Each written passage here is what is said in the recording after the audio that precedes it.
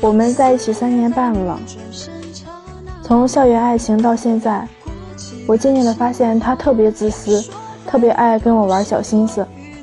我觉得谈恋爱就是谈恋爱嘛，我做的也挺好的，我并没有做错什么。他真的特别自私，而且特别的不负责任。没有未来和以后的爱情，怎么才能继续呢？我觉得我们两个之间是有误会的，他应该对我多一些理解。我还是想好好跟他在一起的。我们两个现在在一起，天天吵架，我真的是不知道该怎么办了。我应该怎么办呢？掌声有请这一对，有请。男嘉宾小董24岁，来自贵州服务员；女嘉宾小李23岁，来自山东个体。来，有请两位，有请。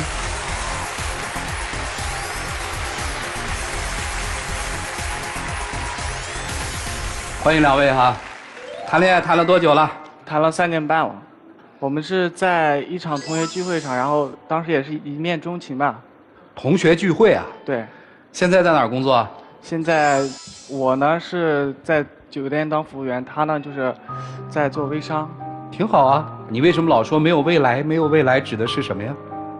因为之前我爸妈一直对他挺不满意的，我特别喜欢他，经过我的坚持，跟我爸妈说他对我的好嘛。其实主持人他之前对我特别好，就是有一次我们两个要去武汉做志愿者嘛，从我们山东出发去武汉，刚上火车有1个小时吧，我就开始发烧，他在火车上一直在照顾我，当时我就觉得特别的感动，当时我觉得他对我特别好。他要对你不好，你也不会这个要嫁给他，对不对？也不会说服父母，是吧？你父母不满意他是什么呀？就是后来的时候，我父母知道他的家庭条件嘛，然后他又是贵州的，离我们那儿特别远，你说谁家的父母不想让自己家的闺女，然后嫁一个近点的地方吗？我父母当时就不愿意，经过我一直坚持，然后他们就好不容易同意了。暑假的时候，我带他回家吃饭，在饭桌上就说，既然你们两个都认定了对方，坚持这个事儿，要不就把那个婚事定下来吧。然后就说拿10万块钱的那个订婚的钱嘛。当时我也是觉得以他的家庭条件就是挺多的。事后我就跟我父母说，让他把这个钱给压一点下来，一直跟我父母一直说，那时候说了得有1个多星期然后我父母就好不容易同意6万块钱。结果他也是嫌多，一直跟我拖，我觉得他根本就没有跟我要订婚的这个意思。其实我没有说一直在拖，我也一直在想办法。怎么说呢？对这个事情我还特别就是有点生气，就是谈婚论嫁这种事情，就是应该双方父母进行沟通，这个定金的事情，他父母跟我说，然后我就感觉他父母还是在为难我，就是想让我知难而退。我父母怎么就为难他了？当时我父母就觉得是他家是贵州的嘛，离我们那儿太远了，就觉得让他父母过来一趟也不容易，就先跟他说，让他跟父母说一下，等到真正这个事儿定下来了，然后再让他父母直接过来。所以女生也挺委屈的是吧？对，就那样。我父母怎么能是为难他呢？现在这个钱筹备好了吗？钱还没有，还差。还差一点。你知道主持人他当时是怎么说的？我之前做微商自己存了2万块钱，他就跟我说，拿你那个做微商赚的钱来把你父母糊弄过去。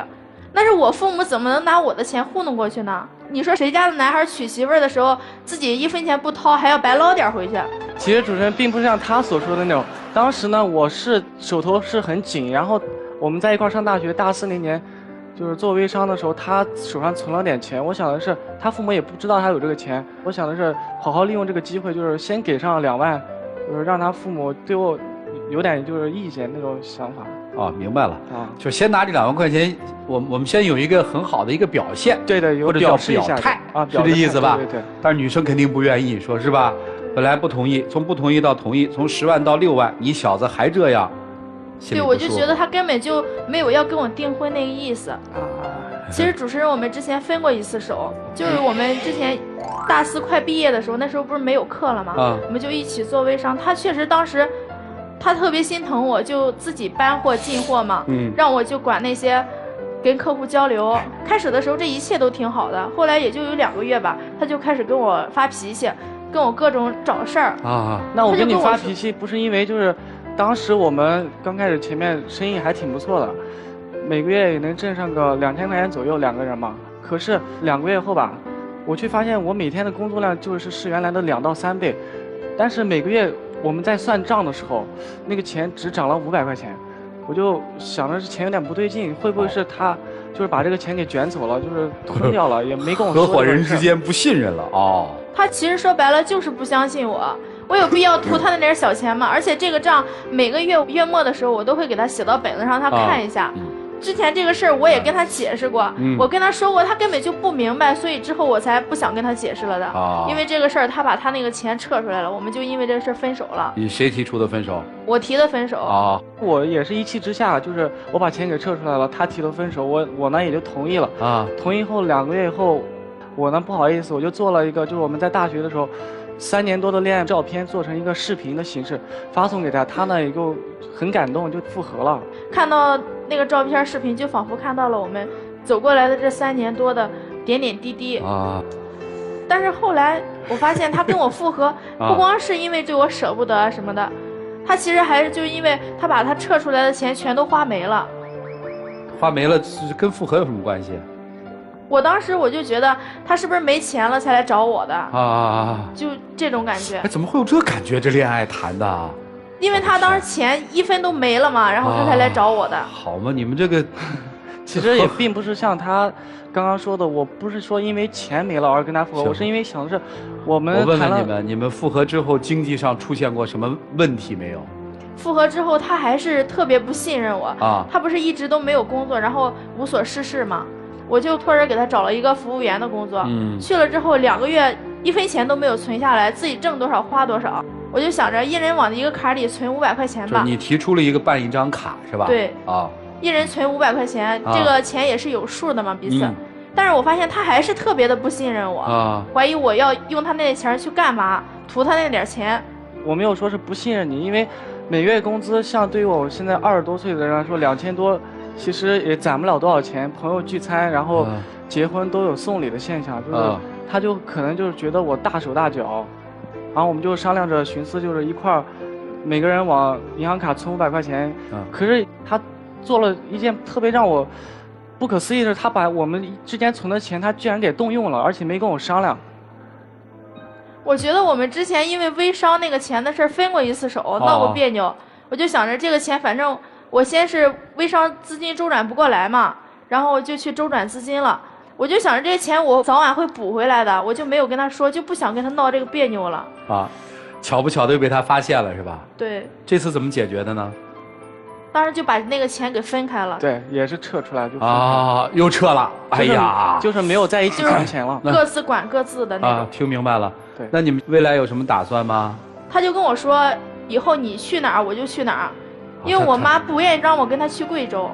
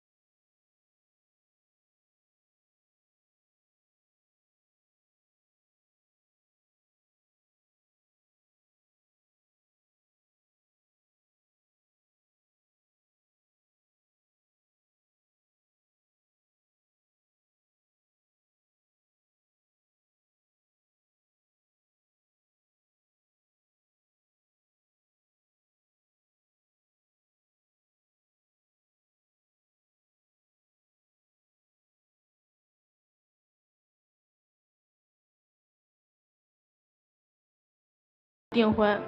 所以看起来好像这段爱情是倒在了所谓的彩礼或者现实面前。我相信老师跟你们仔细分析过之后，你们发现并不是。啊，来，我们一起进入丘比特问卷。姑娘，你明明在说，我觉得他跟我在一起就是图我们家房子，你都这么看不上他了，那你干嘛还要嫁给他呢？你听哪个相亲相爱的夫妻，老婆说，哎，我老公就是看上我们家房子了，那能走到一块儿吗？你如果觉得他条件不够好，不能够实现你对婚姻物质上的要求，你就离开他呀。你如果看重的是他的人品，看重的是他的陪伴，包括他的性格脾气等等，那么你就要默默地支持他呀。所以我觉得你根本没有想好你想要的婚姻是什么。没有人这样说自己相爱的人，我爱的人他是图我房子。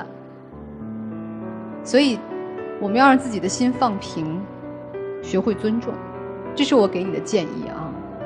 小伙子，我想跟你说的是，我相信你将来赚钱会给他花，但是你现在都不去努力的赚钱，都不去树立自己的尊严，别人怎么尊重你？你知道彩礼是什么吗？要的不是这6万块，他爸妈要的是你们全家对这个女孩未来的儿媳妇的重视程度。你连开口都不敢跟爸妈说你有多重视她，所以他的失望，他们家人的不满在这点儿，不是彩礼数额的多少，对不对？对。所以你这种对婚姻、对他、对这个整个家庭的不够重视程度，让这女孩越来越觉得你不靠谱，甚至我看不到你身上的志气。人家说你看中我们家房子，你连吭都不敢吭气儿，你连这个志气都没有，你怎么娶她？所以我觉得你先去锻炼自己的内心吧。我们鼓足勇气去面对生活的不易，你会有所建树的，你会让自己内心充满价值感，你会尊重自己，也会赢得别人对你的尊重，这样你才能拥有平等的相亲相爱的爱情。现在的你那个气儿还差着一点，我希望你加油，做一个有志气的好男儿。好，谢谢。我问你们俩一个问题啊，在你们俩相处的这段时间里头，如果与钱无关的事儿，你们俩有矛盾吗？有的时候也会有矛盾，但是没有那么大的矛盾。整体还是不错的，否则你们也不可能在一起嘛，对不对？对。那为什么一触及钱就出现这么多问题？是钱的问题吗？当然不是。即使钱不够，情来凑就可以。但可惜你们2个人在谈钱的时候，没有一个人愿意把自己的情付出。比如说你们一起做微商，后来失败了，为什么呢？因为你怀疑他，不信任。第二，在一起存款，女孩在不告知男孩的时候就把那钱自己挪用了，于情于理可都不对啊，你根本就不尊重他。而你不尊重他，其实后面很多的事情都可以看出来。人家已经付出了说要去山东追随你去，但是住你的房子还没说不给钱的时候，你就生怕说是不是又在想惦记我那套房子。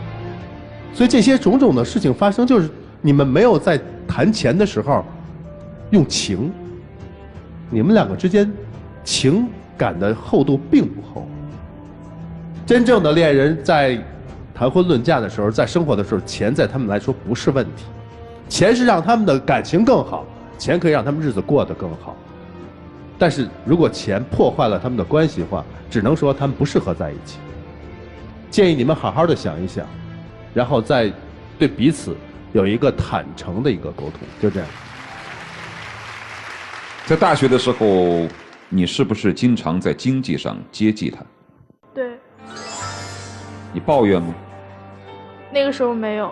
你们俩之间会因为他在经济上接济你，2个人闹矛盾吗？不会。不会。也就是说那个时候你是愿意帮助他的。对。他还你吗？不还。你介意吗？但是他那个时候对我特别好。再问你一点，你在做微商的时候，后来的这个销售量越来越好，你扪心自问，你有没有中饱私囊过？没有，1分钱都没有。那么后来你为什么要去动共同的存款呢？当时是微商的资金周转不过来。你为什么不可以跟他明说呢？我怕我们两个因为钱的事吵架。好，那我就最后问你一个问题：你介意他穷吗？不介意。那你为什么不可以自己掏出钱来把这婚给结了呢？我觉得他是当时一直拖，根本就没有要跟我订婚的那个心思，他根本就没有给我一个态度。你要他给你什么态度？其实我要的就是他表明心思要跟我订婚的那个态度，而不是一直拖。但是其实你也没有给他什么态度，你动用2个人的存款而瞒着对方。如果2个人在金钱上都不能坦白，那还谈什么婚姻？我们可以对周围的人不那么坦白，但是对于自己的枕边人，对于自己的爱人，至少在金钱上可以坦白一些吧。但分明是我们没有看到。你说他没骨气是吧？他承认了，他就是没骨气，对吧？没有啊，有骨气，有骨气啊！你的骨气体现在哪呢？我没看见。如果你要是真的觉得自己家庭贫困，不说你多有骨气，至少从微商当中撤出来的那笔钱，你不可能那么早就花了，你应该会节省的用。所以说啊，每个人应该守好自己的本分，在情感上要平等和尊重，好吗？好。在我看来，只是2个没有长成的孩子谈婚论嫁，所以你多少会觉得这个感情里面有太多的别扭，因为没有长大。你们还真别急着结婚，在这个阶段，咱先奔着强大自己走。接下来我们一起进入那几天喝古方红糖真情60秒。其实我想和你一起走下去，因为我们相识4年多，谈了3年多，感情也一直都在。在生活中，我也是点点滴滴也都在照顾你，你呢也是在照顾我。不希望因为中间有一些所谓的财产啊、金钱而导致我们就是分手什么的。所以我想的是让你再给我一次机会，让我再去爱你。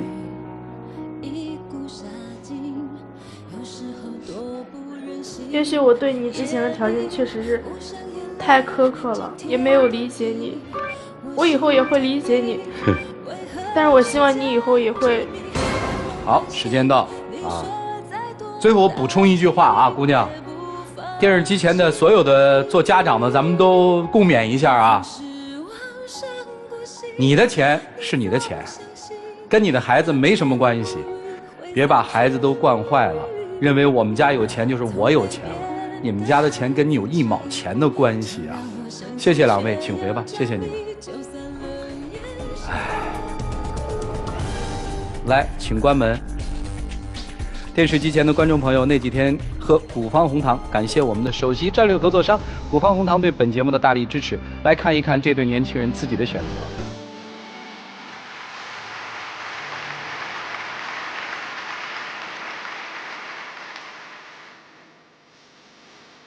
我会好好努力，只希望你能给我一个机会，让我好好的再去好好爱你。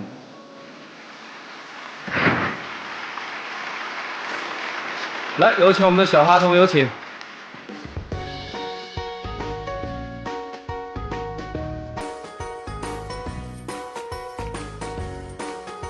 本环节礼品是由伊贝诗提供的水嫩保湿礼盒，在伊贝诗保湿节活动期间加10元送1套纯净级保湿时刻透水嫩要保湿伊贝诗。保卫爱情呵护那几天成功牵手的嘉宾将获得由古方红糖提供的爱情保卫战那几天呵护礼盒1份，来见证属于他们的浪漫时刻，各位请见证。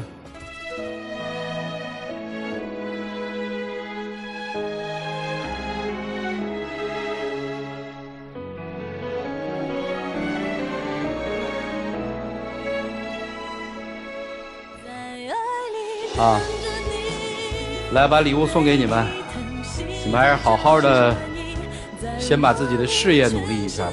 谢谢2位，请回吧。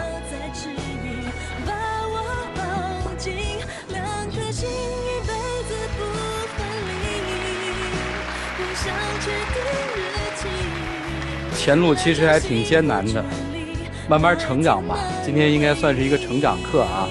电视机前的观众朋友们，现在请拿出手机，扫描屏幕下方的2维码，下载金韵 App，